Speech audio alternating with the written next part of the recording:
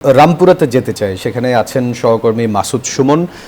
রামপুরায় ভোটের খবরাখবর জানতে আমরা যুক্ত হচ্ছি তার সাথে। সুমন, রামপুরায় কি অবস্থা দেখছেন? ফলাফল ঘোষণা হচ্ছে কিনা, বা ফলাফল এখনো? ধন্যবাদ।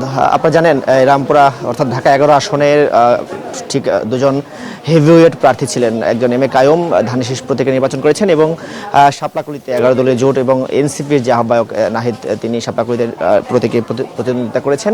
আমরা এই মুহূর্তে দুটি কেন্দ্রের ফলাফল আমরা হাতে পেয়েছি, বেসরকারিভাবে জানানো হয়েছে। কেন্দ্র নম্বর ৫২তে ধানের শীষ প্রতীকে পেয়েছেন ৪৯৫টি ভোট এবং শাপলা প্রতীক নিয়ে তিনি পেয়েছেন ৪৪০টি ভোট। এই কেন্দ্রে আমরা যেমনটি দেখেছি প্রায় ৫০ অধিক ভোটে এগিয়ে রয়েছেন বিএনপি প্রার্থী এবং একই সাথে ৫৪ নম্বর কেন্দ্রের ফলাফল আমরা পেয়েছি। সেখানে বিএনপির যে প্রার্থী ধানের শীষের প্রতীকে যে নির্বাচন করেছেন এম এ কায়ুম, তিনি পেয়েছেন ৪৮৫টি ভোট এবং শাপলাকলি পেয়েছেন ৩১৯টি ভোট এবং বাকি কেন্দ্রগুলোর ঠিক গণনা চলছে। কিছুক্ষণের মধ্যেই আমরা আরও কিছু গণনা পাবো এবং সারা দিনব্যাপী আপনারা যেমনটি দেখেছেন সব কেন্দ্রে আমরা ঘুরে ঘুরে সর্বশেষ তথ্য দেওয়ার চেষ্টা করেছি। প্রত্যেকটি জায়গায় যেমনটি দেখেছি সুষ্ঠুভাবে ভোট হয়েছে এবং দুই প্রার্থী, মোট ১০ জন প্রার্থী ছিল এই আসনে এবং প্রত্যেকজন প্রার্থী এই ভোটের ব্যাপারে সুষ্ঠুভাবে ভোট হয়েছে এমনটি বলেছেন এবং এখন পর্যন্ত যেমনটি দেখছি শুধুমাত্র শাপলাকলি এবং ধানের শীষ প্রতীকে হাড্ডাহাড্ডি লড়াই চলছে এবং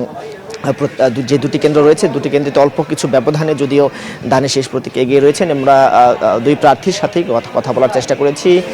দুই প্রার্থী এখন পর্যন্ত সন্তুষ্ট ভোটের সার্বিক অবস্থা নিয়ে এবং জয়ের ব্যাপারে শতভাগ নিশ্চিত এমনটি বলেছেন। তো আমরা আরও কিছু কেন্দ্রের ফলাফল অল্প কিছুক্ষণের মধ্যেই পাবো। আমরা সর্বশেষ আপডেটটি আপনাদের জানানোর চেষ্টা করব। এই ছিল আমার কাছে রামপুরা থেকে সর্বশেষ।